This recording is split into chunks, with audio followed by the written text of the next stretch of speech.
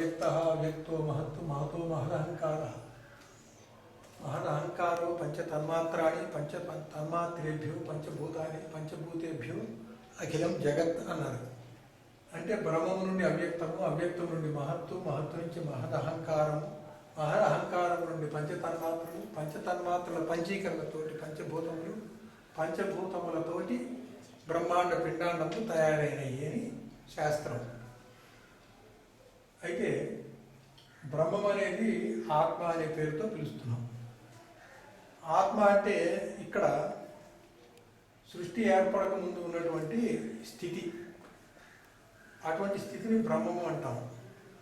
ఈ బ్రహ్మము సృష్టికి పూర్వము ఉన్నది, సృష్టిలో కూడా ఉన్నది. సృష్టికి పూర్వము స్వరూప లక్షణంగా ఉన్నది, సృష్టిలో వ్యాపక లక్షణంగా ఉన్నది. ఈ బ్రహ్మము నుండి అవ్యక్తం రావటం అంటే బ్రహ్మము నుండి ఒక ప్రకాశం రావటం. ఆ ప్రకాశానికి మనం 5 పేర్లు పెట్టాము. సదాశివ ప్రకాశము, ఈశ్వర ప్రకాశము, రుద్ర ప్రకాశము, విష్ణు ప్రకాశము, బ్రహ్మ ప్రకాశం అని. ఈ ప్రకాశము బ్రహ్మమునందు అవ్యక్తముగా ఉన్నదా అని కనుక చూస్తే దానికి అదే వచ్చింది. అది ఎప్పుడు వచ్చింది అంటే ఒక కాలాన్ని బట్టి, ఆ కాలం యొక్క ప్రభావం బట్టి వచ్చింది. అద్వైత సిద్ధాంతంలో ఆత్మ నుండి అవ్యక్తము, అవ్యక్తము నుండి మహత్వం చెప్తారు. ఆ విధంగా బ్రహ్మము అనేటువంటిది ఆత్మగా, సృష్టి పరిణామ క్రమంలో ఈశ్వరుడికి ఈశ్వరాత్మగా, జీవుడికి జీవాత్మగా కూడా ఏ ప్రకాశం వల్ల ఈ జగత్ అయితే ఏర్పడిందో ఆ ప్రకాశాన్ని ఇచ్చేదిగా ఉన్నది ఆత్మ.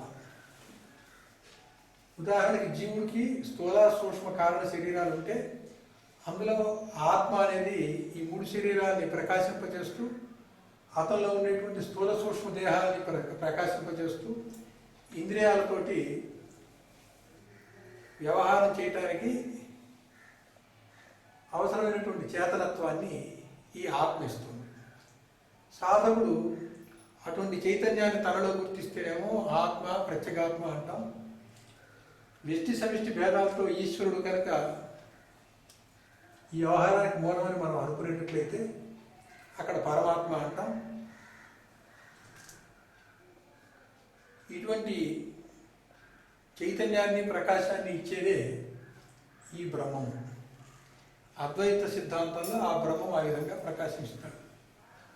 అటువంటి అవ్యక్తంగా ఉన్నటువంటి ప్రకాశము, అవ్యక్తం అంటే జగత్తుని ఆధారం చేసుకొని అవ్యక్తం అంటున్నాం. అంటే జగత్తు ఇక్కడ అవ్యక్తంగా ఉన్నది, జగత్తు ఇక్కడ ప్రకాశ రూపంగా ఉన్నది. జగత్తు తమోగుణంతో ఏర్పడింది. తమోగుణం అంటే అంధకారం. అంధకారం ఉంటేనే ఈ ప్రకాశం యొక్క గుర్తింపు ఉంది. కేవలం ప్రకాశం ఉంటే గుర్తింపు లేదు. తమస్సు ఉంటే తమస్సుని ప్రకాశింపజేసినప్పుడు ఈ ప్రకాశానికి గుర్తింపు వచ్చింది. తమస్సుకి స్వయం ప్రకాశం లేదు. ఈ ఆత్మ నుండి వచ్చినటువంటి ప్రకాశం స్వయం ప్రకాశం. అటువంటి జగత్తుని ప్రకాశింపజేసినప్పుడు జగత్తులో కొంత పరిణామం కలిగింది. ఆ పరిణామం క్రమం ఎట్లాగంటే ఈ అవ్యక్త స్థితి నుంచి విశ్వ ప్రాణశక్తి వచ్చింది. విశ్వ ప్రాణశక్తిని మహత్వం అంటాం. ఇది 5 ప్రకాశాల ద్వారా 5 బీజాక్షరాలు వచ్చాయి. 5 బీజాక్షరాలు ప్రాణం, అది విశ్వప్రాణం. అం, యం, రం, వం, లం అనేటువంటి 5 బీజాక్షరాలు. ఈ 5 బీజాక్షరాల నుండి మహద్ అహంకారం వచ్చింది. మహ అంటే గొప్ప, అహంకారం అంటే నేను. జగత్తు ఆవిర్భవించి జగత్తులో బ్రహ్మాండ పిండాండాల్లో వ్యష్టి సమిష్టిలో అనేక నేనుల యొక్క వ్యవహారంకి ఆధారంగా ఒక నేను తత్వము ముందుగా వచ్చింది కాబట్టి అది మహత్ అహంకారం. ఆ మహత్ అహంకారము ఆదిశక్తి రూపంలో ఉంది. ఆదిశక్తి పరాశక్తి వల్ల ప్రేరణ పొందింది. పరాశక్తి ప్రేరణతో ఆదిశక్తిలో అవ్యక్తంగా ఉన్న జ్ఞానం బయటకు వచ్చింది. జ్ఞానంలో ఉన్న శక్తితో అందులో అవ్యక్తంగా ఉన్న ఇచ్చ బయటకు వచ్చింది. ఇచ్ఛాశక్తిలో ఉన్నటువంటి ప్రేరణతో అందులో అవ్యక్తంగా ఉన్న క్రియ బయటకు వచ్చింది. క్రియాశక్తి ప్రేరణతో పంచ తన్మాత్రలు వచ్చినాయి. తన్మాత్రలు అంటే ఏమిటి అంటే పంచభూతాలు ఏర్పడటానికి మాతృస్థానం, జనక స్థానం, పితృస్థానం. అందుకని దానికి మాత్ర అంటాం. తన్మాత్ర, తన్ అంటే అది. జగత్తు ఇంకా రాలేదు కాబట్టి ముందు ఆ మాత్రలు అన్నాం. అంటే రాబోయే జగత్తుకి తన్మాత్రలుగా ఇక్కడ ఉన్నాయి. ఈ తన్మాత్రలే శబ్దస్పర్శ రూపరస గంధాలు. ఈ శబ్దం అనేటువంటి తన్మాత్ర ద్వారా ఆకాశం అనే సూక్ష్మభూతం వచ్చింది. ఆకాశ సూక్ష్మభూతం నుండి స్పర్శ తన్మాత్ర వచ్చింది. స్పర్శ తన్మాత్ర నుండి వాయు సూక్ష్మభూతం వచ్చింది. వాయు సూక్ష్మభూతంలో అంతకు ముందున్న శబ్ద తన్మాత్ర స్పర్శ తన్మాత్ర రెండు కలిసి ఉన్నాయి. వాయు సూక్ష్మభూతం నుండి రూప తన్మాత్ర వచ్చింది. రూప తన్మాత్ర నుండి అగ్ని సూక్ష్మభూతం వచ్చింది. అగ్ని సూక్ష్మభూతంలో అంతకు ముందున్న శబ్ద తన్మాత్ర స్పర్శ తన్మాత్రతో కూడి రూప తన్మాత్ర కూడా ఉన్నది. అటు అగ్ని తన్మాత్ర నుండి అగ్ని సూక్ష్మభూతం నుండి రసం వచ్చింది, రస తన్మాత్ర వచ్చింది. రస తన్మాత్ర నుండి జల సూక్ష్మభూతం వచ్చింది. జల సూక్ష్మభూతంలో శబ్దస్పర్శ రూప రస తన్మాత్రలు ఉన్నాయి. జల సూక్ష్మభూతం నుండి గంధ తన్మాత్ర వచ్చింది. గంధ తన్మాత్ర నుండి పృథివీ వచ్చింది. సూక్ష్మ పృథివీలో శబ్దస్పర్శ రూప రస గంధ తన్మాత్రలు మూడు ఇమిడి ఉన్నాయి. ఈ రకంగా ఆకాశము, వాయువు, అగ్ని, జలము, పృథివీ అనేటువంటి 5 సూక్ష్మభూతాలు వచ్చినాయి. ఈ 5 సూక్ష్మభూతాలతోటి సూక్ష్మ ప్రపంచం తయారైంది. 5 స్థూలభూతాలు ఎలా ఏర్పడ్డాయి అంటే 5 స్థూలభూతాలతోటి స్థూల ప్రపంచం ఏర్పడింది.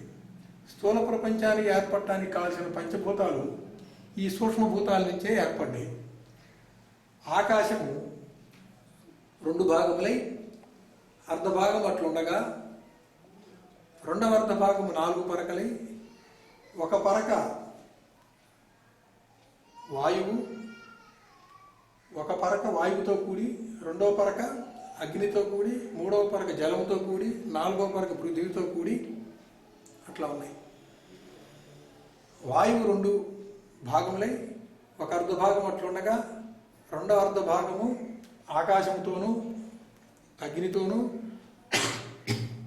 జలముతోనూ పృథివీతోనూ కూడి, అలాగే అగ్ని 2 భాగములై అర్ధభాగం అట్లుండగా రెండవ అర్ధభాగం 4 పరకలై ఆకాశంతోనూ వాయువుతోనూ జలముతోనూ పృథివీతోనూ చేరింది. సూక్ష్మ జలము 2 భాగములై అర్ధభాగం అట్లుండగా రెండవ అర్ధభాగము ఆకాశంతోనూ ఒక పరక, వాయువుతో ఒక పరక, అగ్నితో ఒక పరక, పృథివీతో ఒక పరక కూడి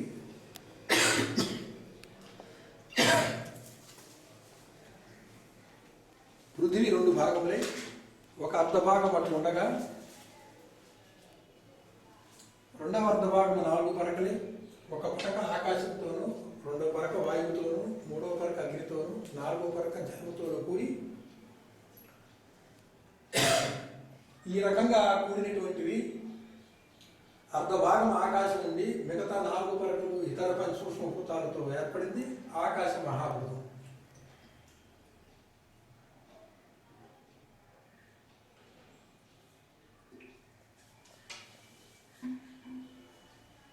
అర్ధభాగం వాయువుగా ఉన్నది, మిగతా అర్ధభాగంలో 4 పరకలు ఇతర సూక్ష్మభూతాలు ఉన్నది వాయు మహాభూతం.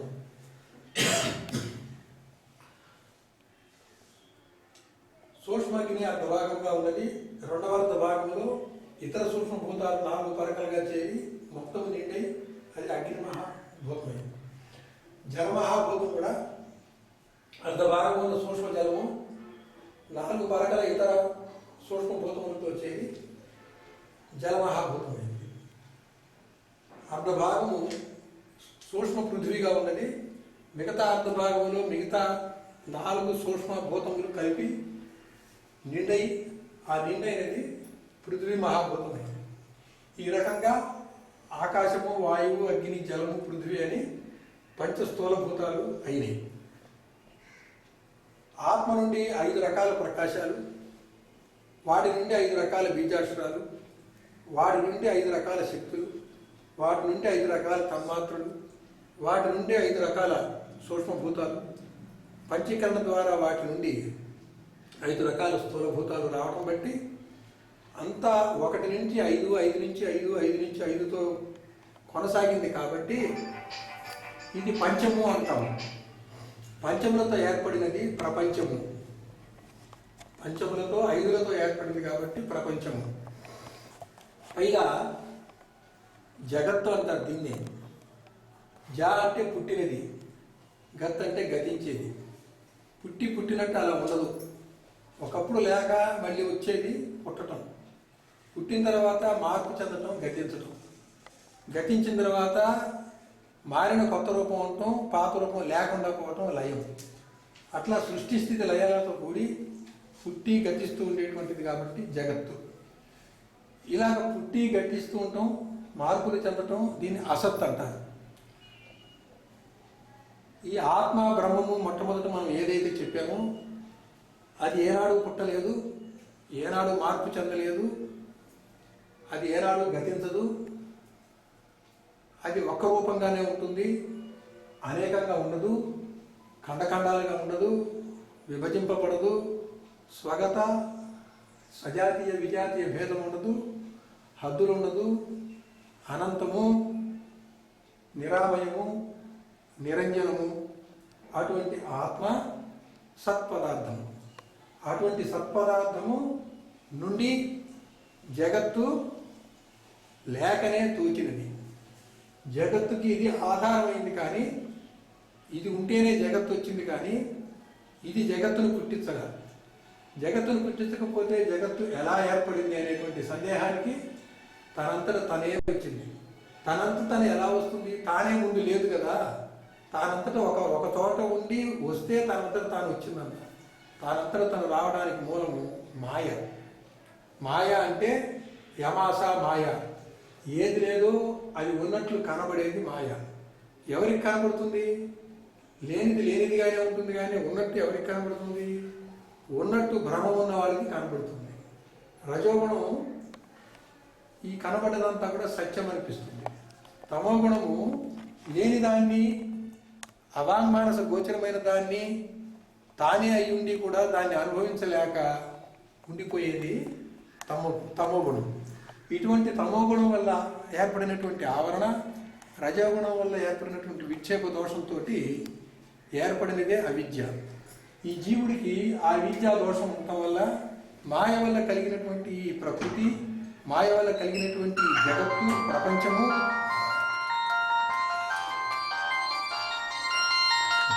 లేని వస్తువుల్ని ఉన్నట్టుగా కనిపింపచేసేది. ఎవరికి కనిపింపచేస్తుంది అంటే అవిద్యా దోషం ఉన్న వాళ్ళకి కనిపింపచేస్తుంది. అవిద్యా దోషం ఎవరికి ఉన్నది అంటే జీవుడికి ఉన్నది. అవిద్య అంటే తమోగుణం రజోగుణంతో ఏర్పడింది. తమోగుణం అంటే సత్య వస్తువు తానైనటువంటి పదార్థము తాను మరిచిపోయి ఉండటము, తెలియకుండా ఉండటము, అటువంటి ఆవరణ. రజోగుణం అంటే ఏది లేదో అది ఉన్నట్టు మాయ వల్ల తోచినవన్నీ నిజంగానే ఉన్నట్టుగా అనుభవించేది విక్షేపం. ఇటువంటి విక్షేప గుణం రజోగుణంలో ఉంది. జీవుడికి ఈ తమోగుణము రజోగుణం వల్ల అవిద్య ఏర్పడటం వల్ల ఈ జగత్తు లేకపోయినప్పటికీ ఉన్నట్టుగా తోస్తుంది. కనుక ఆత్మ నుండి ఈ జగత్తు రాలేదు, ఆత్మ నుంచి జగత్తు వచ్చినట్టుగా తోచింది. తోచినటువంటిది నిజమని జీవుడు భ్రమిస్తున్నాడు. జీవుడు ఆ భ్రమకి కారణం అవిద్య, అవిద్యకి కారణము తమోగుణము, తమోగుణము ఆవరణ లక్షణము, అవిద్యకి మరో కారణం విక్షేపము, విక్షేపము రజోగుణ లక్షణం. ఈ విధంగా ఈ జగత్తు గురించి విచారించవలసినటువంటి అగత్యము జీవుడికి ఏర్పడింది.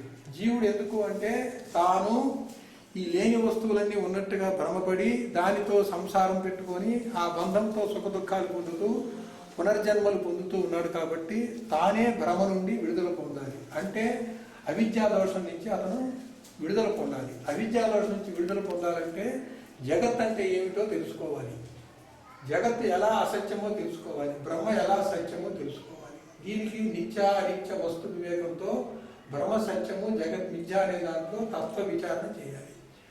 అటువంటి తత్వ విచారణలో భాగంగా మొట్టమొదటి జీవుడు తన యందే, తన శరీరం అందే ఆత్మతత్వాన్ని తెలుసుకోవడం కోసం పిండాండ పంచీకరణ నేర్చుకోవాలి. అటువంటి జీవుడు ఈ పంచభూతాలు బయట బ్రహ్మాండంలో ఏర్పడినవి తన స్థూల దేహంలో రక్తము, మాంసము, మజ్జ, ఎముక, రసము, మేధస్సు, చర్మం అనే సప్త ధాతువులతోటి తన యందే ఉన్నాయి. తన స్థూల దేహాన్ని కనుక విచారిస్తే పంచభూతాన్ని విచారించినట్టే. తన ఇంద్రియాలన్నీ కూడా సూక్ష్మభూతాల వల్ల ఏర్పడ్డాయి. సూక్ష్మభూతాల వల్ల ఏర్పడినటువంటి ఇంద్రియాల యొక్క ధర్మాన్ని కనుక అతను విచారిస్తే, తన యందు విచారిస్తే బ్రహ్మాండమందు ఉన్నటువంటి సూక్ష్మాన్ని, బ్రహ్మాండమందు ఉన్నటువంటి సూక్ష్మభూతాలని విచారించినట్టే. కనుక బయట విచారించడం మొదలు పెడితే మనకి పరిమితత్వ భావన కర్మవాసన వల్ల ఏర్పడింది కాబట్టి మనము మన పరిమితత్వ పరిధిలోనే చూడగలం, కానీ ఆ పరిమితత్వాన్ని దాటి చూడటం ఈ అనంతమైనటువంటి బ్రహ్మాండంలో అసాధ్యం. కనుక ఈ బ్రహ్మాండాన్ని మనం విచారించాలంటే బ్రహ్మాండం యొక్క తత్వాన్ని విచారించాలి. బ్రహ్మాండం యొక్క తత్వము పిండాండంలో మీ దేహంలోనే ఉన్నది కనుక మీ దేహాన్ని విచారిస్తే బ్రహ్మాండాన్ని విచారించినట్టే. ఆ ఆత్మ యొక్క ప్రకాశం నీ దేహంలోనే ఉంది కాబట్టి నీ దేహంలో నీ దేహాన్ని, నీ ఇంద్రియాన్ని, నీ యొక్క అనుభవాన్ని ఏదైతే ప్రకాశింపజేస్తుందో అటువంటి ప్రకాశింపజేసే ఆత్మ విచారణ కనుక చేస్తే, ఆ ఆత్మని కనుక మీరు తత్వ విచారణ ద్వారా పట్టుకుంటే సర్వవ్యాపక జగత్ ప్రకాశం అయినటువంటి చైతన్యాన్ని, పరమాత్మని కూడా మీరు గ్రహించగలరు. కనుక బయట విచారణ మీరు కొంత దూరం పోయి మీ పరిమితత్వం వల్ల ఆగిపోయే అవకాశం ఉన్నది. కాబట్టి మిమ్మల్ని మీరే విచారించుకొని తత్వరూపేణ ఇక్కడ ఉన్నదే అక్కడ ఉన్నదనుకొని, పిండాండంలో ఉన్నదే బ్రహ్మాండంలో ఉందనుకొని చేయటం ద్వారా మనము బ్రహ్మము కాని దాన్ని, భ్రాంతి కొలిపేటువంటి దాన్ని లేనిదిగా, మిథ్యగా నిర్ణయం చేయగలం. ఏదైతే అన్నిటికీ ఆధారంగా ఉండదో, ఏదైతే అన్నిటికీ అధిష్టానంగా ఉందో, దేనికైతే కర్తృత్వ భోక్తృత్వాలు లేవు, ఈ మిథ్యలో ఉన్నటువంటి కర్తృత్వ భోక్తృత్వాలు జీవులందరినీ సుఖదుఖాలకు నెట్టేస్తున్నటువంటివి ఏవైతే ఉన్నాయో అక్కడ అధిష్టానంగా అవి లేవు. కాబట్టి అయినప్పటికీ అవి ఉండబట్టి అన్నీ జరుగుతున్నాయి. కాబట్టి ఆ విధానం ఎలాగో తెలుసుకునేటట్లయితే మనము సత్యంలో స్థిరం కావచ్చు, సత్యంలో ప్రతిష్టాపితం కావచ్చు. అటువంటి సత్యంలో ప్రతిష్టాపితం అంటే మనకి ఏదైతే బంధంగా ఉందో, ఏదైతే పట్టుకుందో, ఏదైతే పరిమితత్వం చేసిందో అటువంటి జగత్ పదార్థాలు నీ పిండాండమందు విచారణ చేయాలి. అవి ఎక్కడి నుంచి వచ్చినాయి, ఎలా వచ్చినాయి, ఎలా ప్రవర్తిస్తున్నాయి అని చూడాలి. అటువంటి చూడటానికే మనం పిండాండ పంచీకరణ తెలుసుకుంటున్నాం. ఇప్పుడు మనకి ఆత్మ నుండి ప్రకాశం తెలిసింది, ప్రకాశం నుంచి మహత్తు తెలిసింది, విశ్వ ప్రాణశక్తి తెలిసింది, మహదాంకారం ఉన్నటువంటి జీవ చైతన్యం తెలిసింది. జీవ చైతన్యం ద్వారా తమస్సు అనేటువంటిది తన్మాత్ర రూపంలో తెలిసింది. ఆ తమస్సు ప్రపంచంగా ఆవిర్భవించినటువంటి జగత్తుని పంచీకరణగా స్థూల భూతాల వరకు తెలుసుకున్నాము, సూక్ష్మభూతాలు కూడా తెలుసుకున్నాం. ఇప్పుడు ఆ సూక్ష్మ ఆకాశం రెండు భాగములై అర్ధ భాగము జ్ఞానము జ్ఞాతకు గోళకమైంది. ఇక్కడ గోళకము అంటే అర్థం ఏంటంటే మన శరీరంలో విచారణ చేస్తున్నామని చెప్పాను కదా, మన శరీరంలో ఇంద్రియాలు ఎక్కడైతే ఉన్నాయో ఆ ఇంద్రియాలు ఏర్పాటు జరిగినటువంటి స్థానాన్ని గోళకం అంటారు. కన్ను ఏర్పాటైనటువంటి స్థానాన్ని కన్నుకి గోళకం అంటారు. మనస్సు ఏర్పాటైనటువంటి స్థానాన్ని మనస్సుకి గోళకం అంటారు. ఆ విధంగా మీ ఇంద్రియాలు ఏ స్థానంలో ఉండి బయటికి పనిచేస్తున్నాయో ఆ స్థానాల పేరు గోళకాలు. కనుక ఇప్పుడు మనం విచారణ ఎక్కడ మొదలు పెట్టాలంటే ఇంద్రియాలు ఉండే స్థానాల్ని గోళకాలనే పేరుతో అవి ఎట్లా వచ్చాయో చూడాలి. రెండో దశలో ఇంద్రియాలు ఎట్లా ఏర్పడ్డాయో చూడాలి. మూడో దశలో ఆ ఇంద్రియాలు ఆ స్థానానికి ఆశ్రయించినటువంటి స్థూల రూపాన్ని చూడాలి. స్థూలము, సూక్ష్మము, గోళకము మూడు కలిసి నాలుగో దశలో వాటి వ్యవహారము స్తబకము అనేది ఎట్లా జరుగుతుందో చూడాలి. ఐదో స్టేజ్లో ఈ స్తబకం, ఈ జరిగేటువంటి వ్యవహారానికి కర్తృత్వం ఎవరితో చూడాలి. కర్తృత్వం వాటికి లేదన్నప్పుడు, జ్ఞాత కూడా లేనప్పుడు దాన్ని ఎట్లా లయం చేసుకోవడం చూడాలి. ఇది పిండాండ పంచీకరణలో 5 దశలు. ఒక దశ స్థూల దేహం నిర్మాణం, రెండో దశ అదే స్థూల దేహంలో ఇంద్రియాలు ఎక్కడైతే ఉన్నాయో ఆ స్థానాలను పేర్కొనేటువంటి గోళకం, మూడో దశలో ఆ స్థానాల్లో ఉన్నటువంటి ఇంద్రియం ఎలా ఏర్పడిందో అది, నాలుగో దశలో ఆ ఏర్పడిన ఇంద్రియం ఎట్లా పనిచేస్తుందో, పనిచేసే ఇంద్రియాన్ని ఆధ్యాత్మికం అంటాము, పనిని ఆది భౌతికం అంటాం. కనుక ఆధ్యాత్మికాన్ని, ఆది భౌతికాన్ని తెలుసుకోవాలి అంటే వాటి నిర్మాణాన్ని తెలుసుకోవాలి. నిర్మాణం అయ్యే ముందు దాని వ్యవహారాన్ని తెలుసుకోవాలి. వ్యవహారానికి ఆధారమైనటువంటి సూక్ష్మాన్ని, సూక్ష్మం ఎక్కడ ఉంటుందో ఆ స్థూలాన్ని, దాన్ని పనిచేసేటువంటి ఆది భౌతిక చర్యకి ఒక కేంద్రంగా ఉండే పనిచేసేటువంటి గోళకాన్ని తెలుసుకోవాలి. ఇప్పుడు గోళకాల ఏర్పాటు విషయం చూడడం. ఇప్పుడు సూక్ష్మాకాశం 2 భాగములయ్యి అర్ధ భాగము జ్ఞానమను జ్ఞాతకు గోళకమైంది. జ్ఞాత అంటే ఏంటి? సర్వము గుర్తెరిగేది. గుర్తెరిగే ఎరుకయే జ్ఞానం, గుర్తెరిగే చైతన్యమే జ్ఞానం. అటువంటి చైతన్యము మనసులోకి, బుద్ధిలోకి, పంచ ప్రాణాల్లోకి, పంచ జ్ఞానేంద్రియాలకి, పంచ కర్మేంద్రియాలకి వ్యాపించి ఇవి జడమైనప్పటికీ వీటిలో ఆ చైతన్యం రాబట్టి ఆ చైతన్యంతో ఇవి చేతనత్వం పొంది ఇవి వ్యవహారం చేయగలుగుతున్నాయి. ఆ వ్యవహారం చేసే విధానానికి మనం మొత్తం వివరంగా తెలుసుకుంటున్నాం. ఇప్పుడు రెండవ అర్ధ భాగం 4 పరకలి ఈ సూక్ష్మాకాశం. ఒక పరక వాయువుతో కూడి మనస్సుకు గోళకమైంది, రెండవ పరక అగ్నితో కూడి బుద్ధికి గోళకమైంది, మూడవ పరక జలముతో కూడి చిత్తమునకు గోళకమైంది, నాలుగవ పరక పృథ్వీతో కూడి అహంకారమునకు గోళకమైంది. ఇదే విధంగా వాయువు సూక్ష్మ వాయువు 2 భాగములై ఒక పరక సూక్ష్మాకాశంతో కూడి సమాన వాయువులకు గోళకము, రెండవ పరక సూక్ష్మ అగ్నితో కూడి ఉదాన వాయువు గోళకము, మూడవ పరక సూక్ష్మ జలముతో కూడి ప్రాణవాయువు గోళకము, నాలుగవ పరక సూక్ష్మ పృథ్వీతో కూడి అపాన వాయువు గోళకం. అర్ధ భాగమేమో వ్యాన వాయువునకు గోళకం. సూక్ష్మ అగ్ని 2 భాగములై అర్ధ భాగము చక్షువునకు గోళకం, రెండవ అర్ధ భాగము 4 పరకలై ఒక అర్ధ భాగము ఒక పరక సూక్ష్మాకాశంతో కూడి శ్రోత్ర ఇంద్రియమునకు గోళకం, రెండవ అర్ధ భాగము వాయువుతో రెండవ పరక వాయువుతో కూడి త్వక్కునకు గోళకము, మూడవ పరక జలముతో కూడి జిహ్వకు గోళకము, నాలుగవ పరక సూక్ష్మ పృథ్వీతో కూడి గ్రాణేంద్రియములకు గోళకమైంది. అదేవిధంగా సూక్ష్మ జలము 2 భాగములై అర్ధ భాగము రసములకు గోళకమైంది. ఈ శబ్దస్పర్శ రూప రసగంధాలన్నీ విషయాలు. ఆ విషయాలు నేను లోపల నుండి ప్రభావితం చేస్తాయి కాబట్టి వాటిని విషయేంద్రియాలు అన్నాము. కనుక ఈ అర్ధభాగము రసమునకు గోళకమైంది, సూక్ష్మ జలము సూక్ష్మ ఆకాశంతో కూడి శబ్దమునకు గోళకము, సూక్ష్మ జలము సూక్ష్మ వాయువుతో కూడి స్పర్శకు గోళకము, మూడవ పరక సూక్ష్మ అగ్నితో కూడి రూపమునకు గోళకము, సూక్ష్మ జలము యొక్క 4వ పరక సూక్ష్మ పృథ్వీతో కూడి గంధమునకు గోళకమైంది. అదే మాదిరిగా సూక్ష్మ పృథ్వీ 2 భాగములై అర్ధ భాగము పాయురింద్రియమునకు గోళకమైంది, రెండవ అర్ధ భాగము 4 పరకలై ఒక పరక సూక్ష్మ ఆకాశంతో కూడి వాగింద్రియములకు గోళకము, రెండవ పరక సూక్ష్మ వాయువుతో కూడి పాణీంద్రియములకు గోళకము, మూడవ పరక అగ్ని సూక్ష్మభూతముతో కూడి పాదేంద్రియములకు గోళకము, మూడవ పరక సూక్ష్మ జలముతో కూడి గుహేంద్రియములకు గోళకమైంది. ఈ విధంగా 25 గోళకాలు తయారైనవి, 25 స్థానాలు తయారైనవి. నీ స్థూల దేహము పంచభూతాలతోటి సప్తధాతువులతో ఏర్పడింది. అటువంటి ఏర్పడినటువంటి నీ మానవ దేహంలో ఈ 25 తత్వాలు పనిచేయడానికి 25 స్థానాలు ఏర్పడ్డాయి. ఇప్పుడు 25 తత్వాలు సూక్ష్మంగా ఎలా పనిచేస్తాయి? సూక్ష్మంగా అంటే సదాశివ ప్రత్యేగాత్మ ప్రకాశము శబ్ద తన్మాత్రతో కూడి జ్ఞానమును జ్ఞాత అయింది. ఇది సూక్ష్మం, ఇతను ఎరుగుతాడు. సదాశివ ప్రత్యేగాత్మ ప్రకాశము స్పర్శ తన్మాత్రతో కూడి మనస్సు అయింది, మనస్సు అనేటువంటి అంతరింద్రియం అయింది. సదాశివ ప్రత్యేగాత్మ ప్రకాశము రూప తన్మాత్రతో కూడి బుద్ధి ఇంద్రియమైంది. సదాశివ ప్రత్యేగాత్మ ప్రకాశము రస తన్మాత్రతో కూడి చిత్తము అనేటువంటి ఇంద్రియంగా తయారైంది. సదాశివ ప్రత్యేగాత్మ ప్రకాశము గంధ తన్మాత్రతో కూడి అహంకారం అని అయింది.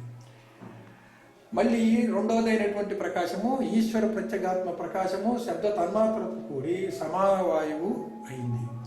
ఈశ్వర ప్రత్యేగాత్మ ప్రకాశము స్పర్శ తన్మాత్రతో కూడి వ్యానవాయువు అయింది. ఈశ్వర ప్రత్యేగాత్మ ప్రకాశము రూప తన్మాత్రతో కూడి ఉదాన వాయువు అయింది. ఈశ్వర ప్రత్యేగాత్మ ప్రకాశము రస తన్మాత్రతో కూడి ప్రాణవాయువు అయింది.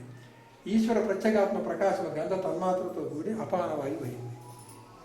ఇప్పుడు మళ్ళీ పైకి వెళ్తే జ్ఞానము, మనసు, బుద్ధి, చిత్తము, అహంకారము ఆధ్యాత్మికములు. మనలో మన దేహంలో ఇవి పని చేస్తున్నాయి కాబట్టి ఇవి ఆధ్యాత్మికాలు. అట్లాగే సమాన వాయువు, వ్యానవాయువు, ఉదాన వాయువు, ప్రాణవాయువు, అపాన వాయువు అనేటువంటి ఈ పంచప్రాణములు ఆధ్యాత్మికములు. అదే మాదిరిగా రుద్ర ప్రత్యేగాత్మ ప్రకాశము శబ్ద తన్మాత్రతో కూడి శ్రోత్రేంద్రియమైంది. రుద్ర ప్రత్యేగాత్మ ప్రకాశము స్పర్శ తన్మాత్రతో కూడి త్వగేంద్రియమైంది. రుద్ర ప్రత్యేగాత్మ ప్రకాశము రూప తన్మాత్రతో కూడి చక్షుంద్రియమైంది. రుద్ర ప్రత్యేగాత్మ ప్రకాశము రస తన్మాత్రతో కూడి జిహ్వేంద్రియమైంది.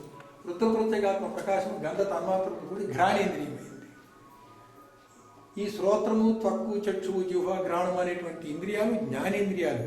ఈ 5 ఈ జ్ఞానేంద్రియాలు మన దేహంలో ఆధ్యాత్మికాలు. అదే మాదిరిగా విష్ణు ప్రత్యేగాత్మ ప్రకాశము శబ్ద తన్మాత్రతో కూడి శబ్దం అనే విషయం అయింది. విష్ణు ప్రత్యేగాత్మ ప్రకాశము స్పర్శ అనేటువంటి తన్మాత్రతో కూడి స్పర్శ అనే విషయం అయింది. విష్ణు ప్రత్యేగాత్మ ప్రకాశము రూప తన్మాత్రతో కూడి రూపం అనే విషయం అయింది. విష్ణు ప్రత్యేగాత్మ ప్రకాశము రస తన్మాత్రతో కూడి రస విషయమైంది. విష్ణు ప్రత్యేగాత్మ ప్రకాశము గంధ తన్మాత్రతో కూడి గంధ విషయమైంది. ఇవన్నీ విషయేంద్రియాలు. ఈ 5 ఆధ్యాత్మికులు. బ్రహ్మ ప్రత్యేగాత్మ ప్రకాశము శబ్ద తన్మాత్రతో కూడి వాగేంద్రియమైంది. బ్రహ్మ ప్రత్యేగాత్మ ప్రకాశము స్పర్శ తన్మాత్రతో కూడి పాడేంద్రియమైంది. బ్రహ్మ ప్రత్యేగాత్మ ప్రకాశము రూప తన్మాత్రతో కూడి పాదేంద్రియమైంది. బ్రహ్మ ప్రత్యేగాత్మ ప్రకాశము రస తన్మాత్రతో కూడి గుహేంద్రియమైంది. బ్రహ్మ ప్రత్యేగాత్మ ప్రకాశము గంధ తన్మాత్రతో కూడి పాయురేంద్రియమైంది. ఈ 5 ఆధ్యాత్మికములు పంచ కర్మేంద్రియములు. వీటి వ్యవహారం ఎలా జరుగుతున్నాయంటే జ్ఞానమును జ్ఞాత సమాన వాయువుతో కూడి శ్రోత్రేంద్రియము ద్వారా శబ్దమును వినుచు వాగేంద్రియముతో వచనము చేయుచున్నాడు. జ్ఞానమును జ్ఞాత మనోరూపుడై వ్యానవాయువుతో కూడి త్వగింద్రియము ద్వారా స్పర్శ నెరుగుచు పాణీంద్రియముతో దాన ప్రతిగ్రహము చేయుచున్నాడు. జ్ఞానమును జ్ఞాత బుద్ధి రూపుడై ఉదాన వాయువుతో చక్షురింద్రియము ద్వారా రూపములను వర్ణములను ఎరుగుచు పాదేంద్రియముతో గమనాగమనములు చేయుచున్నాడు. జ్ఞానమును జ్ఞాత చిత్తరూపుడై ప్రాణవాయువుతో కూడి జివేంద్రియము ద్వారా రసమును గుర్తెరుగుచు గుహేంద్రియముతో ఆనందించుతున్నాడు. జ్ఞానమును జ్ఞాత అహంకార రూపుడై అపానవాయువుతో కూడి ఘ్రాణేంద్రియము ద్వారా గంధములను ఎరుగుచూ పాయురేంద్రియముతో విసర్జన చేయుచున్నాడు. ఈ రకంగా ఈ ఆధ్యాత్మికాలన్నీ ఈ స్తబకం అనే పేరుతో ఈ మాదిరిగా వ్యవహారం చేస్తూ ఉన్నాయి. ఇప్పుడు కర్తృత్వం ఎవరిది? కర్తృత్వము మనసు తనంతా తను పనిచేస్తుందా? బుద్ధి తనంతా పనిచేస్తుందా? చిత్తము తనంతా తను పనిచేస్తుందా? అసలు ఈ అంతరేంద్రియాలతోనే మొదలవుతుంది స్తబకం. జ్ఞానమును జ్ఞాత మనోరూపుడు, బుద్ధి రూపుడు, చిత్తరూపుడు, అహంకార రూపుడు అవడంతో చిక్కొచ్చింది. ఈ అంతఃకరణ చతుష్టయంతో ఈ జ్ఞాత తాదాత్మ్యత చెందుతూ ఉన్నాడు. ఈ తాదాత్మ్యత చెందడమే అవిద్య. జ్ఞాతగా ఉంటే అవిద్య లేదు. జ్ఞాతగా ఉన్నవాడు మాయకు వశుడవడు. జ్ఞాత అంతఃకరణ చతుష్టయానికి తాదాత్మ్యత చెందాడు కాబట్టి ఇతడు అవిద్యా దోషంతో పాపపుణ్య కర్మలు చేస్తూ పునర్జన్మ చక్రంలో తిరుగుతున్నాడు. కనుక ఈ జ్ఞాత దీంతో తాదాత్మ్యం చెందకపోతే, జ్ఞాత మనోరూపుడు కాకపోతే మనస్సు జడము, మనస్సు సంకల్ప వికల్పము చెయ్యలేదు. బుద్ధి జడము, బుద్ధి నిశ్చయాలు చెయ్యలేదు. చిత్తము చింతన చెయ్యలేదు. అహంకారము నేను నాది అని అభిమానించడం చెయ్యదు. దానికి ఆ సత్తా లేదు. ఆ సత్తా అంతా జ్ఞాత యొక్క శక్తి, జ్ఞాత యొక్క సత్తా, జ్ఞాత యొక్క ఎరుక, వీటికి చేతనత్వం ఇస్తేనే చేస్తుంది. వాటికి స్వయం చేతనత్వం లేదు. అటువంటిప్పుడు ఇవన్నీ జడమైనటువంటి వ్యవహారం చేస్తున్నాయని ఇక్కడ ఆధ్యాత్మికం అని ఏ పేరైతే అన్నిటికీ పెట్టామో అవి నిజానికి ఆధ్యాత్మికం కాదు. అయినప్పటికీ కన్ను పనిచేస్తుందా అంటే, మనసు పనిచేస్తుందా అంటే, బుద్ధి పనిచేస్తుందా అంటే, ఈ పని చేసేటువంటి పని ఏమో ఆది భౌతికము. ఆ పనికి ఒక ప్రేరణ వస్తేనే పనిచేస్తున్నాయి. ఆ ప్రేరణ ఎవరు అంటే జ్ఞాత ఎరగటం అనేది గురుమూర్తి ప్రేరణతో ఎరుగుతున్నాడు. అప్పుడు జ్ఞాతకి గురుమూర్తి ఆదిదైవం, మనస్సుకి చంద్రుడు ఆదిదైవం. ఈ విధంగా అధిష్టాన దేవతలు ఆదిదైవంగా ఉండి మనలో ఉన్న ఆధ్యాత్మికమైనటువంటి జ్ఞాతతో కూడినటువంటి మిగతా 24 తత్వాల్లో ఉన్న ఇంద్రియాలని పని చేయిస్తున్నాయి, ప్రేరేపిస్తున్నాయి. అటువంటి ప్రేరేపణ వీటి వల్ల జరుగుతున్నాయి. ఉదాహరణకి మనస్సు చంద్రుడు ప్రేరణతో సంకల్ప వికల్పాలు చేస్తుంది. బుద్ధి బృహస్పతి ప్రేరణతో నిశ్చయం చేస్తుంది. చిత్తము క్షేత్రజ్ఞుడి ప్రేరణతో చింతన చేస్తుంది. అహంకారం రుద్రుడు ప్రేరణతో అభిమానిస్తున్నాడు. కనుక ఇక్కడ ఆధ్యాత్మికమైనవన్నీ మనసు, బుద్ధి, చిత్తము, అహంకారం కానే కాదు. ఈ ఆదిదైవిక ప్రేరణతో చేస్తున్నాడు కాబట్టి కర్తృత్వం ఆదిదైవికం మీద పడుతుంది. వీటి మీద లేనే లేదు. ఎవరన్నా తోసామనుకోండి, వాడు పడ్డాడు అనుకోండి, వాడంతటి వాడు ఎవడు మీద పడ్డగా తోస్తే పడ్డాడు. అంటే వీడు పడటం అనేటువంటి చేత తొయ్యటం అనేటువంటి ద్వారా వచ్చింది. తొయ్యటం అనేటువంటిది స్వయం చైతన్యము.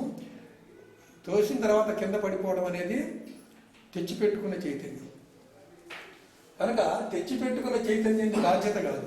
ఎవడైతే నెట్టి నీ మీద పడేశాడో వాడిని బాధ్యత ఉంటుంది. కనుక ప్రేరేపణ చేసినటువంటి ఆదిదైవికం ఏదైతే ఉన్నదో దానికే బాధ్యత ఉంటుంది, దానికే కర్తృత్వం ఉంటుంది. మన 25 తత్వాలకి మనకి ఏ కర్తృత్వం లేదు. 25 తత్వాలకి 25 అధిష్టాన దేవతలు ఉన్నారు కాబట్టి ఈ జీవ వ్యవహారంలో ఉన్న మొత్తం కర్తృత్వం కూడా ఎవరికి వస్తుంది అంటే ఆ అధిష్టాన దేవతలకు వస్తుంది.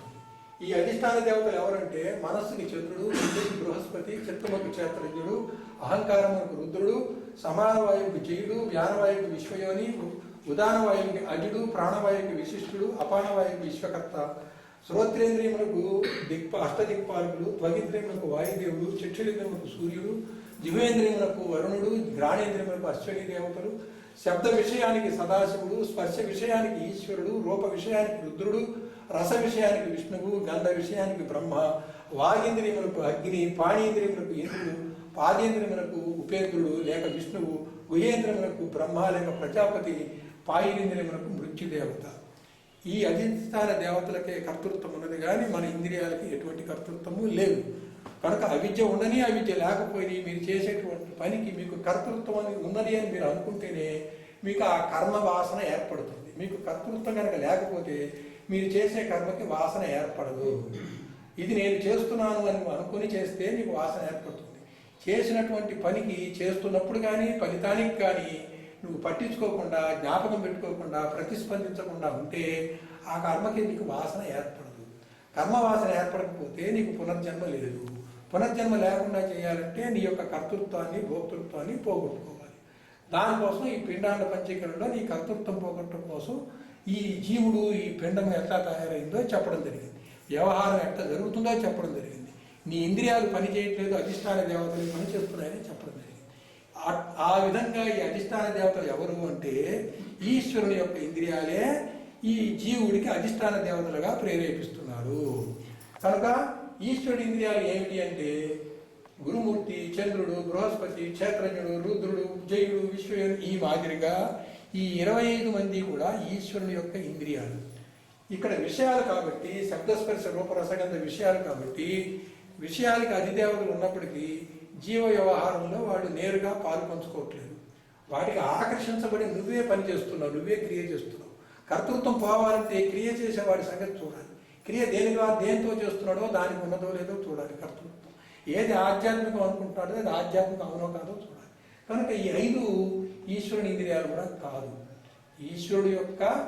ఈశ్వరుడికి సంబంధించి ఈశ్వరుడికే అధీనంలో ఉన్నటువంటివి ఇవన్నీ అయినప్పటికీ కర్తృత్వం వరకు మనం విచారించేట్లయితే ఈ 5 రావు. 5 రాకపోతే మిగతా వచ్చినాయి 25లో 5 పోతే 20 ఉన్నాయి. 20లో జ్ఞాత అనేవాడు విచారిస్తే వీటితో కూడి ఉంటేనేమో జీవుడు, వీటికంటే కర్తృత్వం లేదనుకొని విడిపడిపోతే వీడే ఆత్మస్వరూపుడు. ఆత్మస్వరూపుడు వ్యష్టిలో జీవుడు, జీవాత్మ, జీవభావం పోతే శివుడు. శివుడు అంటే సమిష్టిలో ఈశ్వరుడు. సమిష్టిలో ఉన్నటువంటి ఈశ్వరుడు ఏం చేద్దాము మళ్ళీ వేరే పంచకరణలో చూస్తాం.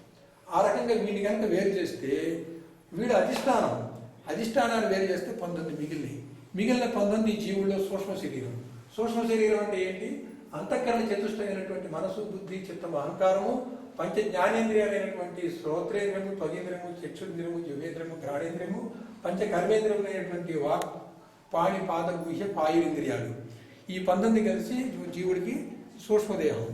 ఇటువంటి సూక్ష్మదేహంలో సమానవాయువు, వ్యానవాయువు, ఉదానవాయువు, ప్రాణవాయువు, అపానవాయువు అనేటువంటివి ప్రతి జీవుడికి ఒక్క తీరుగానే చేస్తున్నాయి. ఇవి పాపాలు పుణ్యాలు చేయట్లేదు. కనుక వీటి కర్తృత్వం గురించి మనకు అనవసరం. కనుక వ్యష్టి సమిష్టి భేదంలో మిగతా 14 సంగతి మనం తేల్చుకోవాలి. కనుక ఈశ్వరుడి ఇంద్రియాలు 14. ఈశ్వరుడి ఇంద్రియాలు ఏమిటి అంటే చంద్రుడు, బృహస్పతి, క్షేత్రజ్ఞుడు, రుద్రుడు, అష్టదిక్పాలకులు, వాయుదేవుడు, సూర్యుడు, వరుణుడు, అశ్వని దేవతలు, అగ్ని, ఇంద్రుడు, విష్ణువు, బ్రహ్మ, మృత్యుదేవత. ఈ 14 ఈశ్వరుడి ఇంద్రియాలు.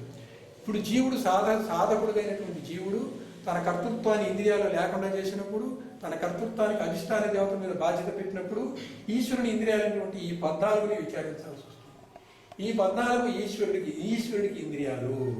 కనుక ఇక్కడ కర్తృత్వం ఎవరిది అంటే ఈ అధిష్టాన దేవతలని చెప్పేటువంటి ఎవరైతే నీకు ప్రేరేపిస్తున్నారో వాళ్ళందరూ కూడా ఈశ్వరుడికి ఇంద్రియాలుగా ఉన్నాయి. కాబట్టి ఈశ్వరుడి ఇంద్రియాల యొక్క పని ఈశ్వరుడి బాధ్యత. జీవుని ఇంద్రియాల యొక్క పని జీవుడి బాధ్యత. ఎలాగైతే జీవుడు చేసే ఇంద్రియాల పని అంతా కూడా జీవుడికే బాధ్యత చెందుతుందో, కర్తృత్వం చెందుతుందో, అట్లాగే ఈశ్వరుని ఇంద్రియాలు చేసేటువంటి బాధ్యత అంతా ఈశ్వరుడు అవుతుంది. కనుక ఈశ్వరుడు వ్యష్టి సమిష్టి భేదంతో ఈశ్వరుడు ఎవడో తెలుసుకోవాలి. అటువంటి వ్యష్టి సమిష్టి భేదంతో ఈశ్వరుడు తెలుసుకోవాలంటే ఈశ్వరుడు యొక్క జాగ్రత్త అవస్థ విరాట్ స్వరూపం ఈ రంగులో ఉన్నది, గులాబీ రంగు. ఈ పసుపచ్చ రంగు ఉన్నది ఈశ్వరుడు యొక్క స్వప్నావస్థ హిరణ్య గర్భుడు. ఈ తెలుపు రంగు ఉన్నది ఈశ్వరుడు యొక్క సుషుప్తావస్థ అవ్యాకృతుడు. ఈ ఈశ్వరుడు ప్రళయం అయినప్పుడు అవ్యాకృత స్థితిలో ఉన్నాడు, సృష్టి చేసేటప్పుడు హిరణ్య గర్భ స్థితిలో ఉన్నాడు, బహిప్రజ్ఞతో బాహ్యాన్ని అనుభవించేటప్పుడు విరాట్ స్వరూపంగా ఉన్నాడు, అంతర్ప్రజ్ఞతోటి మీ జీవుల సూక్ష్మ శరీరాలు సూక్ష్మ ఇంద్రియాల యొక్క అనుభవం పొందేటప్పుడు హిరణ్య గర్భ స్థితిలో ఉన్నాడు. కాబట్టి ఈశ్వరుడికి జీవుడికి భేదం ఏంటంటే జీవుడు అవిద్యతో కూడాడు, తన శరీరంతోనూ జగత్తుతో తాదాత్మ్యం చెందాడు. దానివల్ల అతను చేసే పనులన్నీ కర్మలు అయినాయి. ప్రతి కర్మకి వాసన ఏర్పడింది, కర్మవాసన వల్ల పునర్జన్మలు పొందుతున్నాడు. ఈశ్వరుడికి అవిద్యా దోషం లేదు, కానీ తను చేసేటువంటి పని ఏది లేదు. తన ద్వారా జరుగుతున్న పనిని కేవలం గుర్తిస్తాడు అంతే, గుర్తించి స్పందించడు. కేవలం గుర్తించి తాదాత్మ్యత లేకుండా ఉంటాడు, మాయకు వశుడు కాకుండా ఉంటాడు. అందువల్ల ఈశ్వరుడు తన హిరణ్య గర్భ స్థితిలో జరుగుతున్నదంతా కూడా స్వప్నతుల్యంగా చూస్తాడు. కనుక ఈశ్వరుని యొక్క కళలోనే జీవుడు మళ్ళీ మెలకువ కళ సుషుప్తులు మూడు కూడా ఒకసారి కాకుండా, ఒక జీవితం కాకుండా అనేక పునర్జన్మల్లో అనేక కాలాల్లో ఒక యుగ సమాప్తి అయ్యి యుగ సృష్టి మొదలయ్యి మళ్ళీ సృష్టి ఆగిపోయి మళ్ళీ ప్రళయం అయ్యేదాకా కూడా హిరణ్య గర్భుని యొక్క కళ కొనసాగుతూనే ఉన్నది. అటువంటి ఈశ్వరుడు ఎలా పనిచేస్తున్నాడు అంటే ఈ 25 తత్వాలు, ముఖ్యంగా అందులో 19 అంటే పంచ ప్రాణాలు, జీవుడు సూక్ష్మ శరీరం 19, అంతరేంద్రియాలు 4, పంచ ప్రాణాలు 5, పంచ జ్ఞానేంద్రియాలు 5, పంచ కర్మేంద్రియాలు. ఈ 19 ద్వారా 19 ముఖాలతోటి 19 డైరెక్షన్స్ తోటి ఈశ్వరుడు జీవులని ప్రేరేపిస్తున్నాడు. అలా ప్రేరేపించడం వల్ల ఈశ్వరుడికి ఎటువంటి అనుభవం లేదు, కళానుభవం లాంటిదే. జీవులకు మాత్రము అన్ని అనుభవాలు ఉన్నాయి, ఎందుకంటే వాళ్ళకి అవిద్యా దోషం ఉంది. అయితే ఆ ఈశ్వరుడు జీవుడు వ్యష్టి, ఈశ్వరుడు సమిష్టి.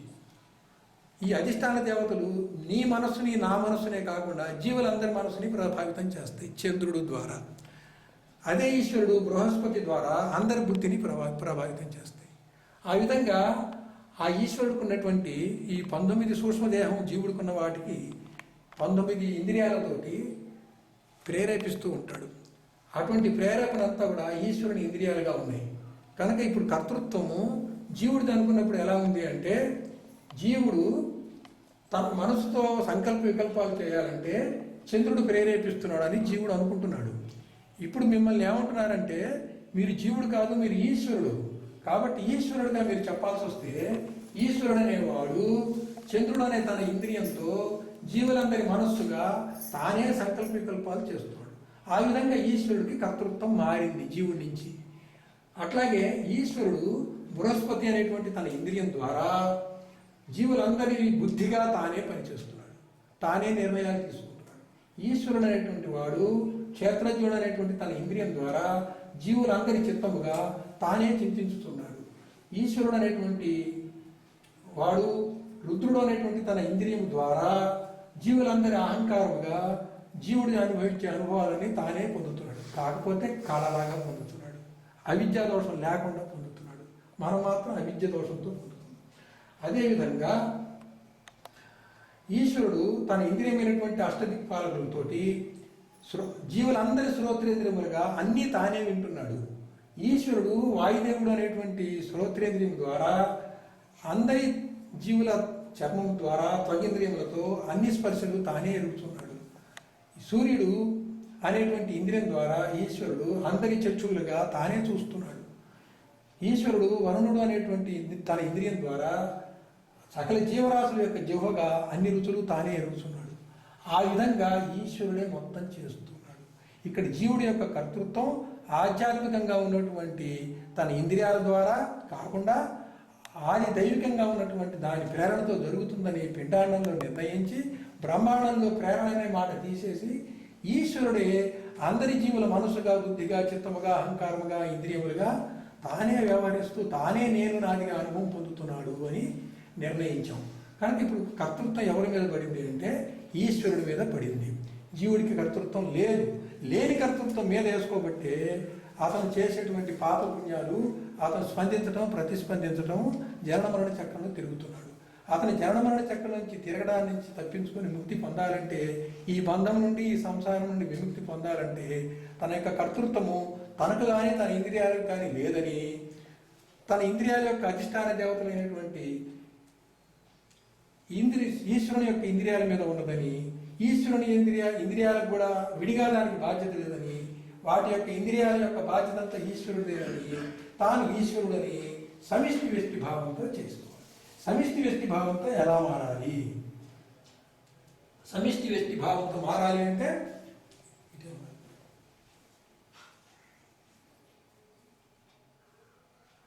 ఓంకారోపాసన చేయాలి. అకారం ఒక మాతృక, ఉకారం ఒక మాతృక, మకారం ఒక మాతృక. అకారం జాగ్రత్త అవస్థకి సంకేతం, ఉకారం స్వప్నావస్థకి సంకేతం, మకారం సుషుప్తావస్థకి సంకేతం. జాగ్రత్త అవస్థలో జీవుడు అభిమాని విశ్వడు, ఇది వ్యష్టి. తైజసుడు స్వప్నావస్థలో వ్యష్టి, సుషుప్తావస్థలో ప్రాజ్ఞుడు వ్యష్టి జీవుడు. ఇప్పుడు నువ్వు ఈశ్వరుడికి వచ్చేసావు. జీవభేదం లేదు. అనేక జీవులన్నీ కలిపి ఈశ్వరుడుగా అన్నీ నేనే చేస్తున్నాను అన్నావు. ఇప్పుడు నువ్వు ఈశ్వరుడుగా స్థిరం కావాలి.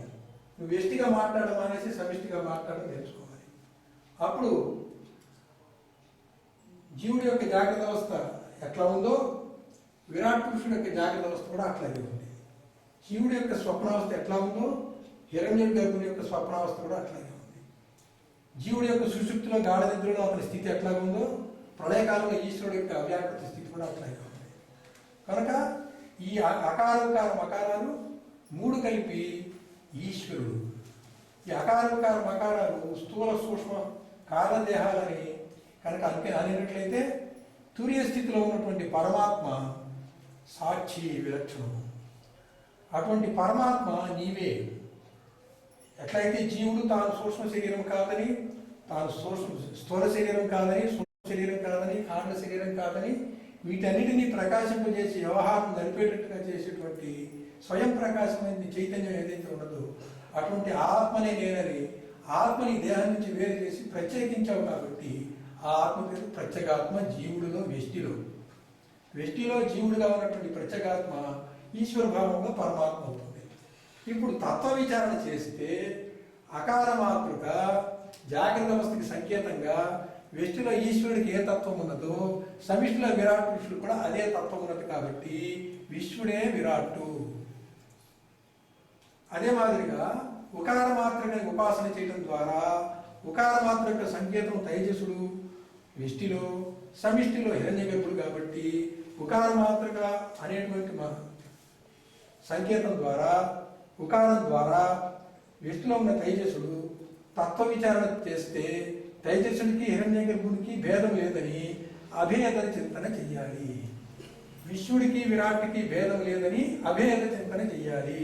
చింతన అంటే చూడండి, ఆలోచించడం మనసు, నిర్ణయం చేయటం, భావించడం బుద్ధి. చింతన అంటే చిత్తము. చిత్తంలో చింతన జరుగుతుంది. మీరు ఎక్కడికి వెళ్ళారు? ఆలోచించే స్థితి దాటారు, నిర్ణయాలు చేసే స్థితి దాటారు, భావించే స్థితి దాటారు, చింతన చేసే స్థితికి వచ్చారు. చింతన ద్వారా ఏమి సాధిస్తారు? చింతన ద్వారా చిత్తాన్ని అధిగమిస్తారు. ఆ విధంగా ఆఖరి భాగమైన అంతఃకరణ చతుష్టయంలో ఉన్న చిత్తాన్ని దాటుతారు. అది దాటితే ఎక్కడికి చేరుతారు? ఆత్మభావాన్ని చేరుతారు. సమిష్టిలో పరమాత్మ భావాన్ని చేరుతారు. కనుక ఇక్కడ అభేద చింతన చేయాలి. అంటే వ్యష్టి సమిష్టిలో వ్యష్టిని సమిష్టిని తత్వ విచారణ చేస్తే వ్యష్టిలో ఉన్న జాగ్రత్త అవస్థ యొక్క తత్వం ఎలా ఉన్నదో సమిష్టిలో విరాట్ పురుషుని యొక్క తత్వం కూడా అలాగే ఉన్నది. వ్యష్టిలో కళలో స్వప్నావస్థలో తైజసుని యొక్క అవస్థ ఎలా ఉన్నదో హిరణ్యగర్భుని యొక్క అవస్థ సమిష్టిలో కూడా అలాగే ఉన్నది. అందుకని ఉకారం అనేటువంటి ఒక ప్లాట్ఫారం పెట్టుకొని ఉకారోపాసన చేసి ఉకారాన్ని చింతన చేస్తూ ఆ చింతనలో వ్యష్టి సమిష్టి భేదం లేదని అభేద చింతన చేయాలి.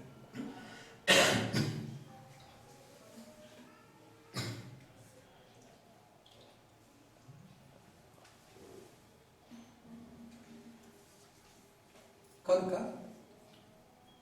స్థూల శరీరం వరకు వచ్చేసరికి, జాగ్రత్త అవస్థ వచ్చేసరికి విశ్వడికి విరాట్ పురుషుడికి వ్యష్టి సమిష్టి భేదమే తప్ప విచారణలో తత్వభూపేణ రెండు ఒకటే. అలాగే తైజసుడికి హిరణ్యగర్భుడికి తత్వ విచారణలో ఒకటి చిన్నది, ఒకటి పెద్దది, ఒకటి పరిమితం, ఒకటి వ్యాపకం అనే పేరే కానీ తత్వం చూస్తే రెండు ఒకటే. బంగారు మచ్చు ఒకటి చూస్తాము, పెద్ద బంగారమే అంతే. అందులో ఒక మచ్చు తీసి ఇక్కడ పెట్టుకున్నాం, ఆవరణం తయారయ్యాక ఈ మచ్చుతో పోలిస్తే ఈ మచ్చులో ఉన్న బంగారం యొక్క వన్నె, తయారైనటువంటి ఆవరణ యొక్క వన్నె ఒకటే. ఆ మచ్చు పెట్టుకొని ఎన్ని ఆవరణాలు చేశాడో అన్ని ఆవరణాలు ఆ మచ్చుతో కనుక ట్యాలీ అయితే సరిపోతే అన్నీ కూడా ఒకటే. బంగారం అంటే ఏ రూపంలో ఉన్నా తత్వంగా చేస్తే ఒకటే. వ్యష్టి సమిష్టి భేదం దానికి నియమమే కాదు. కనుక ఇప్పుడు మకారంలో గాఢ సుషుప్తిలో నువ్వు ఏ అనుభవిత పొందుతున్నావో అటువంటి తత్వాన్ని కనుక నువ్వు తీసుకుంటే ఈశ్వరుడికి ప్రళయకాలంలో అతను కూడా గాఢ నిద్రలో అటువంటి అనుభవమే అవ్యాకృతంగా పొందుతున్నాడు. ఇది మకారోపాసన ద్వారా చింతన చేసి అభేద చింతన చేయాలి. ప్రాజ్ఞుడికి అవ్యాకృతుడికి భేదం లేదని అభేద చింతన చేయాలి. ఇట్లా అభేద చింతన చేస్తే వ్యష్టి నుంచి సమిష్టి అయ్యాం. మరి నీలో నువ్వు సూక్ష్మ దేహాన్ని నేను కాదు, స్థూల దేహాన్ని నేను కాదు, కారణ శరీరం నేను కాదు, నేను ఆత్మనే అన్నావు. పంచకోశాలు నేను కాదు, పంచకోశ లక్షణానికి వ్యతిరిక్తమైన లక్షణం సచ్చిదానంద లక్షణం ఉన్నటువంటి ఆత్మని నేను అన్నావు. ఇక్కడ విశ్వతైజస ప్రాజ్ఞ అనేటువంటి మూడు అవస్థలు నేను కాదు, మూడు అవస్థలకి సాక్షి అయినటువంటి ప్రత్యేగాత్మ స్వరూపుడు నేను అన్నావు.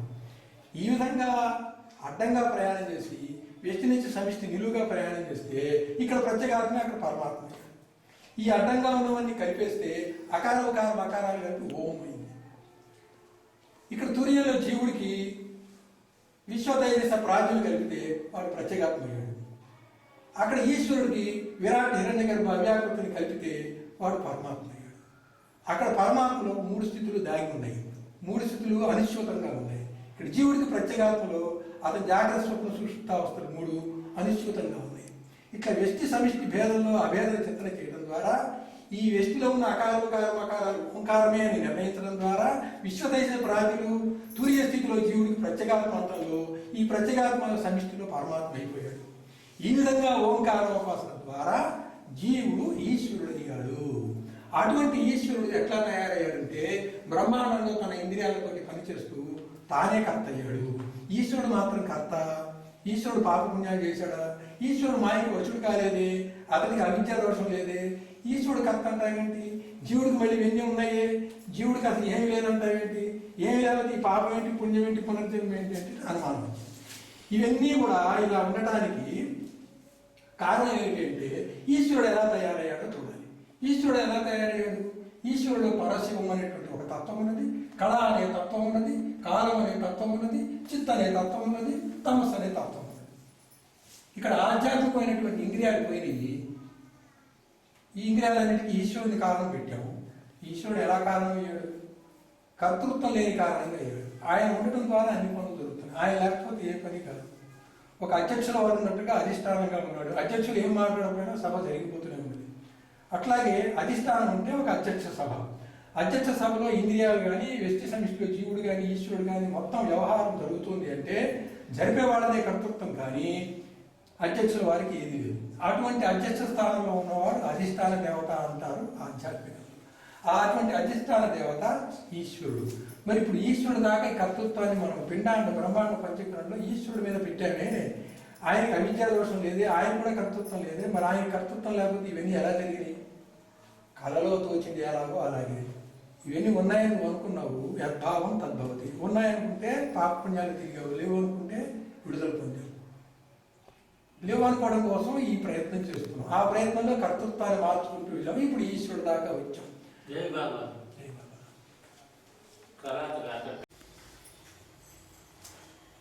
బ్రహ్మము నుండి ప్రకాశం వ్యక్తమైంది. ప్రకాశం అంటే జ్ఞానము, ప్రకాశం అంటే ఎరుక, ప్రకాశం అంటే చైతన్యం. ఆ చైతన్యం వల్ల విశ్వప్రాణ శక్తి ఆవిర్భవించింది. విశ్వప్రాణ శక్తి నుంచి మహత అహంకారం అంటే గొప్ప నేను తత్వం వచ్చింది. నేను తత్వం ఆదిశక్తి, జ్ఞానశక్తి, ఇచ్ఛాశక్తి, క్రియాశక్తి తోటి కూడి ఉంది. క్రియాశక్తి ఇచ్ఛాశక్తులు అవ్యక్తంగా ఉంది, ఇచ్ఛాశక్తి జ్ఞానశక్తులు అవ్యక్తంగా ఉంది, జ్ఞానశక్తి ఆదిశక్తులు అవ్యక్తంగా ఉంది. పరాశక్తి ప్రేరణతో ఆదిశక్తిలో అవ్యక్తంగా ఉన్న జ్ఞానశక్తి ముందు బయటకు వచ్చింది. అదే పరాశక్తి యొక్క ప్రేరణతో జ్ఞానశక్తి బయటికి రాగానే దాంట్లో ఉన్న అవ్యక్తంగా ఉన్న ఇచ్ఛాశక్తి బయటకు వచ్చింది. ఇచ్ఛాశక్తిలో అవ్యక్తంగా ఉన్న క్రియాశక్తి బయటకు వచ్చింది. ఈ జ్ఞాన ఇచ్ఛా క్రియాశక్తులతోటే ప్రపంచం యొక్క వ్యవహారంతో జరుగుతుంది. మనలో పూర్వపు జ్ఞానం ఏదైనా మనసులో ఉంటే ఇచ్చ కలిగితేనే మనం క్రియ చేస్తాం. క్రియ చేయనప్పుడు ఇచ్చ లేనప్పుడు జ్ఞానం స్వరూపంగా ఉంటుంది.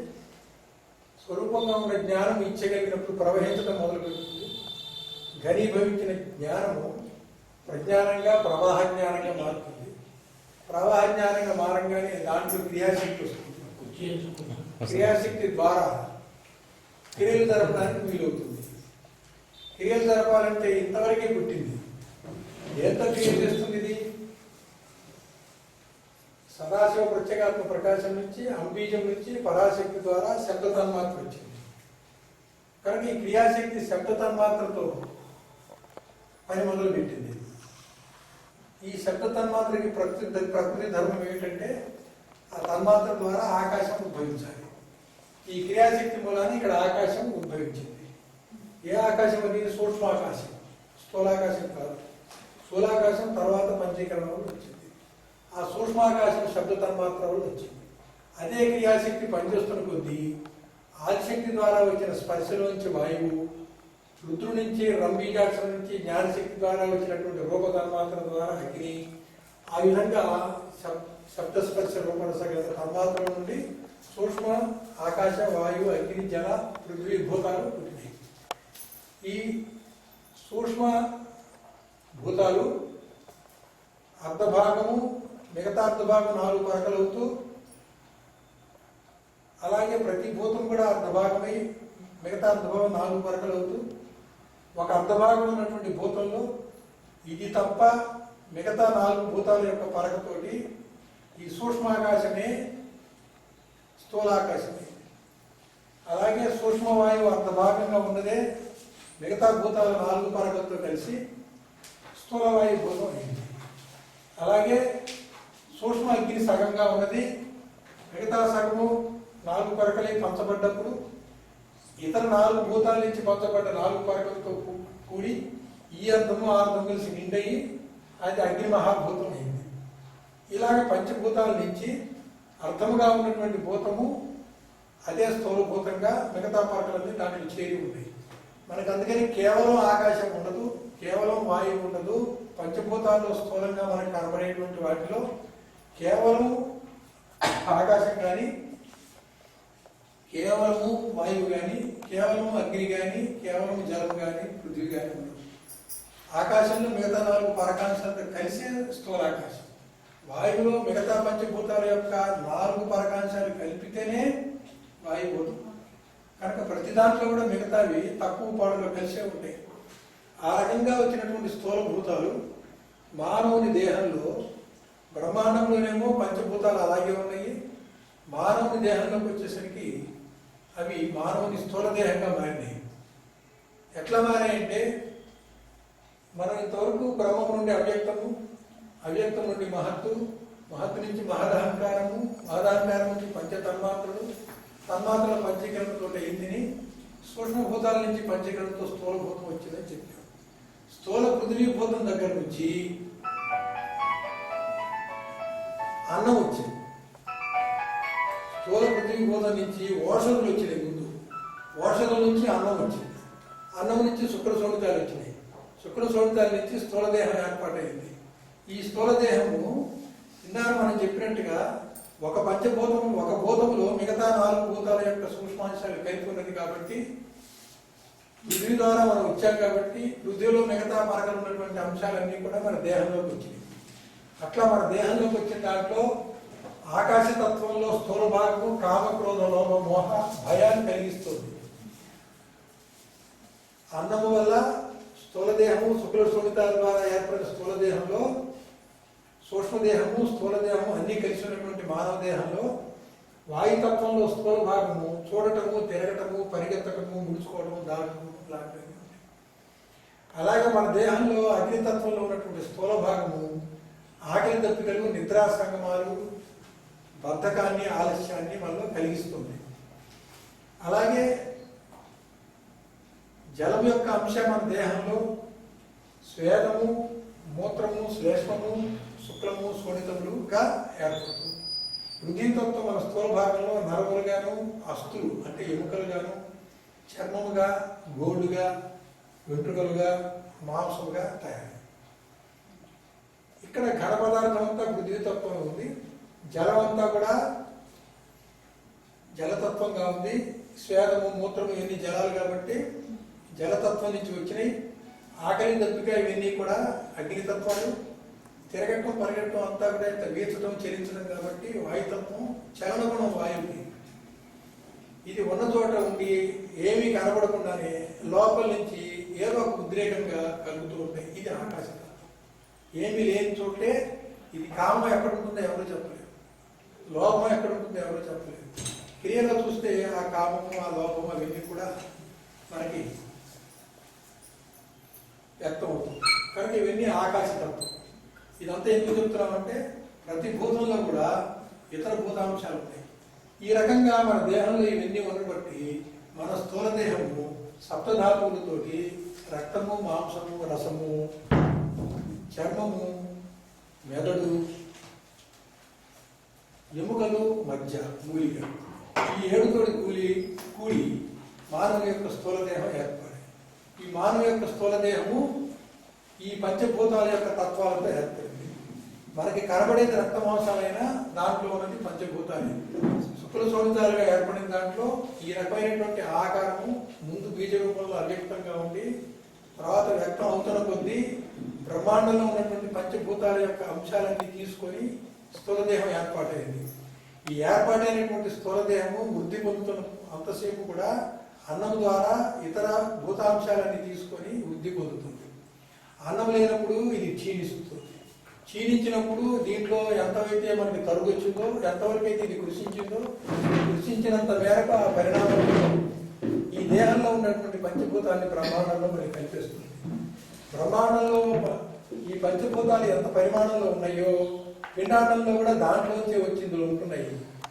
మళ్ళీ పిండాండంలో లేకుండా పోయినప్పుడు దీంట్లోనే బ్రహ్మాండంలోకి పోతున్నాయి. కనుక టోటల్గా మొత్తముగా పంచభూతాలు సృష్టిలో ఎంత అయితే ఉన్నాయో అది పూర్ణము. పిండాండంలో ఎక్కువ అవచ్చు, పిండాండంలో తగ్గచ్చు, జనాభా కోటాను కోట్లు పెరగచ్చు, మొత్తం ప్రళయం వచ్చి ఏమి లేకుండా పోవచ్చు. అయినప్పటికీ కూడా ఈ అంశాలన్నీ ఉంటే బ్రహ్మాండంలో ఉన్నాయి, లేకపోతే పిండాండంలో ఉన్నాయి. అక్కడ ఎక్కువ భాగం ఉంది, ఇక్కడ తక్కువ భాగం ఉన్నాయి. లేకపోతే ఇక్కడ ఎక్కువ భాగం ఉంది, అక్కడ తక్కువ భాగం ఉన్నాయి. అది ఇది అంతా కలిపితే ఏదైనా కలిసి మొత్తం ఒకటే. ఆ ఒకటైనటువంటిది పూర్ణం. అట్లా స్థూలం అంతా కూడా పూర్ణంగానే ఉంది, సూక్ష్మం అంతా కూడా పూర్ణంగానే ఉంది. అటువంటి పూర్ణాల్లో నుంచి ఒక పూర్ణం తీసేసినా, ఒక పూర్ణం కలిపినా మొత్తం పిండాండ బ్రహ్మాండాలంతా టోటల్ చేసి చూస్తే అది పూర్ణమే. ఆ విధంగా మన దేహము స్థూల దేహం ఏర్పాటైంది, పంచభూతాత్మకంగా ఉన్నది. ఇటువంటి పంచభూతాత్మక స్థూల దేహంలో మన ఇంద్రియ వ్యాపారం ఎలా జరుగుతుంది అంటే ఒక్కొక్క చోట ఒక్కొక్క స్థానం ఉంది. ఆ స్థానం పేరు గోళకం. కన్ను ఉండే స్థానం ఉన్నది. ఈ చక్షు అనేటువంటి రక్తమాంసాలతో కూడినటువంటి స్థూలమైనటువంటి నేత్రము, చక్షురింద్రైనటువంటి సూక్ష్మంతో కూడి ఈ కన్ను మన స్థూల దేహంలో ఎక్కడైతే గుర్తు పెట్టామో ఆ గుర్తు పేరు గోళకం. ఈ శ్రోత్రేంద్రియం ఎక్కడ పనిచేస్తుంది? చెవుల దగ్గర పనిచేస్తుంది. ఈ స్థూల దేహంలో చెవులు ఉండేటువంటి స్థానాన్ని గోళకం అన్నాము. రక్తమాంసాలతో నరాలతో నిర్మాణమైనటువంటి చెవులేమో స్థూలము, దాన్ని ఆధారం చేసుకొని ఆశ్రయించి పనిచేసేటువంటి సూక్ష్మము శ్రోత్రేంద్రియం. ఈ విధంగా మానవ దేహంలో కొన్ని స్థానాలని గోళకాలు, ఆ స్థానాల్లో ఉన్నటువంటి స్థూల దేహం సంబంధించినవన్నీ అవయవాలు. ఆ అవయవాల్ని ఆశ్రయించి పనిచేసేటువంటి సూక్ష్మము ఇంద్రియాలు. అది కనబడకుండా మన తల భాగంలో కనుక ఉంటే అంతరేంద్రియాలు. మనకు కనబడకుండానే వాయుతత్వంతో లోపల అన్ని క్రియలు జరపడానికి ఉపయోగించేవన్నీ పంచప్రాణాలు. ఈ ఇంద్రియాలు మనకి సూక్ష్మంగా ఉంటాయి, కనబడవు, కానీ అవయవాల దగ్గర ఉన్నట్టుగా గోళకం ద్వారా గుర్తిస్తాం కాబట్టి ఆ గుర్తించిన చోటు నుంచి ఈ పంచ జ్ఞానేంద్రియాలు పనిచేస్తూ ఉంటాయి. ఇట్లా ఈ పనిచేసేటువంటిది స్థూలం అవటానికి వీల్లేదు. ఎందుకంటే స్థూల దేహంలో ఇంద్రియాలు కానీ, ప్రాణం కానీ, సూక్ష్మదేహం కానీ, మనసు కానీ లేకపోతే వ్యవహారం లేదు, అనుభవం లేదు. ఈ ఇంద్రియాలు కానీ, ప్రాణం కానీ లేనటువంటి స్థూల దేహము శవమైపోతుంది. కనుక స్థూల దేహము దానంతట తను పని చేయలేదు, ప్రాణం ఉంటేనే పనిచేస్తుంది. ప్రాణం ఉన్నంత మాత్రాన మనసు పని చేయకపోతే మనసుకి ఒక మత్తు